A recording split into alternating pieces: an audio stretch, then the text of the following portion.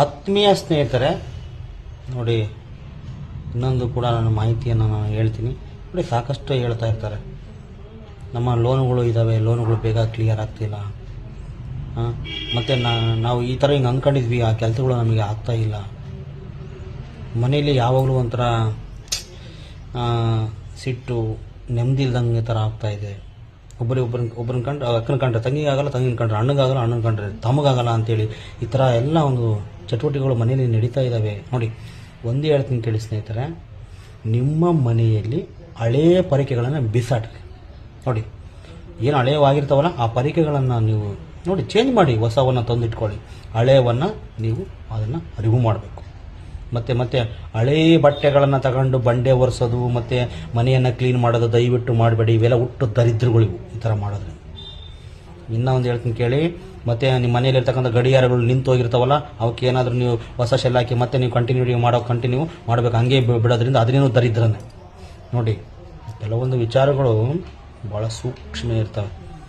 ಬಿಡು, ಅದು ಗಡಿಯಾರ ನಿಂತಿರುತ್ತೆ, ಅದರಿಂದ ನಮಗೇನೂ ಆಗಲ್ಲ, ಹಂಗಲ್ಲ.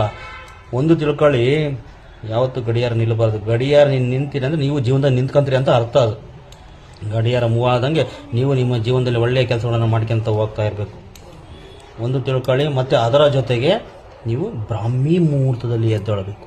ಡೈಲಿ ಎದ್ದೇಳಿ, ಪ್ರಾಕ್ಟೀಸ್ ಮಾಡ್ಕೊಳ್ಳಿ. ಎದ್ದುಬಿಟ್ಟು ದೇವರ ಕೋಣೆಯನ್ನು ಶುಚಿತ್ವ ಮಾಡಿಬಿಟ್ಟು ನೋಡಿ, ಏನೇ ಸಮಸ್ಯೆ ಇರಲಿ 2 ದೇವರುಗಳಿಗೆ ಪೂಜೆ ಮಾಡಿ ನೀವು, ಅಥವಾ 3 ದೇವರುಗಳಿಗೆ ಪೂಜೆ ಮಾಡಿ. ಫಸ್ಟ್ ಇಡೀ ವಿಶ್ವ ಬ್ರಹ್ಮಾಂಡದಲ್ಲಿ ವಿಘ್ನೇಶ್ವರಿಗೆ ಮೊದಲ ಪೂಜೆ, ಸೆಕೆಂಡ್ ಲಕ್ಷ್ಮೀ ಅಥವಾ ಕುಬೇರನ ಮಂತ್ರವನ್ನು ಹೇಳಿ.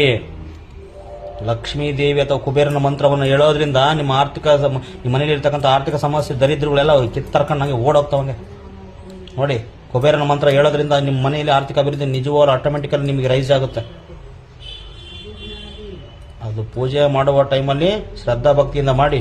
ವಿಘ್ನೇಶ್ವರನ ಮಂತ್ರ ಹೇಳಿ, ಓಂ ನಮೋ ಗಣಪತಿಯ ನಮಃ ಅಂತ, ಮತ್ತೆ ಓಂ ಕುಬೇರಯ ನಮಃ ಅಂತೇಳಿ ಮಂತ್ರವನ್ನು ಹೇಳಿ, ಓಂ ಲಕ್ಷ್ಮಿಯೇ ನಮಃ ಅಂತ ಮಂತ್ರ ಹೇಳಿ. ನೋಡಿ, ಈ ಮಂತ್ರಗಳನ್ನು 108 ಬಾರಿ ನೀವು ಹೇಳೋದ್ರಿಂದ ನಿಮ್ಮ ಮನೇಲಿರ್ತಕ್ಕಂಥ ಹುಟ್ಟು ದರಿದ್ರಗಳು, ನೆಗ್ಲಿಜೆನ್ಸಿ ಹೋಗುತ್ತೆ, ಶಾಂತಿ, ಸಮೃದ್ಧಿ, ಆರ್ಥಿಕ ಅಭಿವೃದ್ಧಿ 100ಕ್ಕೆ 100 ಆಗುತ್ತೆ. ಮಾಡಬೇಕು, ಭಕ್ತಿಯಿಂದ ಮಾಡಿದರೆ ಮಾತ್ರ ಆಗುತ್ತೆ. ಸುಮ್ಮನೆ ಬಿಡು ಅವೆಲ್ಲ ಹೇಳೋವೆಲ್ಲ ಏನೋ ಒಂದು ವಿಚಾರ ಏನೋ ಹೇಳ್ತಾರೋ ಅವ್ರು ಏನೋ ಹೋಗ್ತಾರೆ ಅಂದರೆ ಅವು ನೋಡಿ, ನೀವೇನು ತಿಳ್ಕೊತೀರ ಅದ್ರ ಫಲ ನೀವು ಸಿಗುತ್ತೆ. ನೀವೇನು ತಿಳ್ಕೊಳಲ್ಲ ಅದ್ರ ಫಲ ನಿಮಗೆ ಸಿಗಲ್ಲ ಅಷ್ಟೇ. ಅಂದರೆ ನಿಮ್ಮ ತಿಳುವಳಿಕೆ ಮೇಲೆ ಹೋಗುತ್ತೆ. ಪೂಜೆ ಕ್ರಮಗಳು, ಪೂಜೆ ಅಂದರೆ ಹುಡುಗಾಟ ಅಲ್ಲ, ಪೂಜೆ ಕ್ರಮಗಳನ್ನ ವ್ಯವಸ್ಥಿತ ಮಾಡಬೇಕು. ಪೂಜೆ ಮಾಡೋಕ್ಕೆ ಬೇಕಾಗಿರೋದು ಶುದ್ಧವಾದ ಮನಸ್ಸು, ಭಕ್ತಿ. ಆಮೇಲೆ ಯಾವುದೇ ದೇವರಿಗೆ ಪೂಜೆ ಮಾಡೋಕ್ಕಿಂತ ಮುಂಚೆ ನೀವು ನೈವೇದ್ಯ ಇಡಬೇಕು. ಸಿಹಿಯ ನೈವೇದ್ಯ ಇಟ್ಟು ಆ ದೇವರಲ್ಲಿ ನೀವು ಭಕ್ತಿಯಿಂದ ಹೊಲಿಸ್ಕೊಳ್ಬೇಕು. ಬರೀ 2-1 ಕಡೆ ಹೆಚ್ಚು ಬರೋದಲ್ಲ, ಮಂತ್ರಗಳನ್ನು ಹೇಳಿ, ಆದಷ್ಟು ಸಾಧ್ಯವಾದಷ್ಟು ಮಂತ್ರಗಳು ಹೇಳಬೇಕು. ಓಂ ನಮೋ ಗಣಪತಿಯ ನಮಃ, ಓಂ ನಮೋ ಕುಬೇರಾಯ ನಮಃ, ಓಂ ಲಕ್ಷ್ಮೀಯ ನಮಃ. ನೋಡಿ, ಈ 3 ಹೇಳೋದ್ರಿಂದ ಇಡೀ ನಿಮ್ಮ ಮನೆಯ ಜೀವನ ಆರ್ಥಿಕ ದುಡ್ಡಿನ ವ್ಯವಹಾರದಲ್ಲಿ ಅಥವಾ ದುಡ್ಡಿನ ಒಂದು ಇದರಲ್ಲಿ ಎಂಟೈರ್ ಬದಲಾಗುತ್ತೆ. ನೀವು ನೋಡ್ತೀರಾ ಮುಂದೊಂದು ದಿನಗಳಲ್ಲಿ. ನೋಡಿ, ಈ ವಿಡಿಯೋವನ್ನು ಶೇರ್ ಮಾಡಿ. ಸರ್ವೇ ಜನ ಸುಖಿನೋ ಭವಂತು. ನಮಸ್ಕಾರ.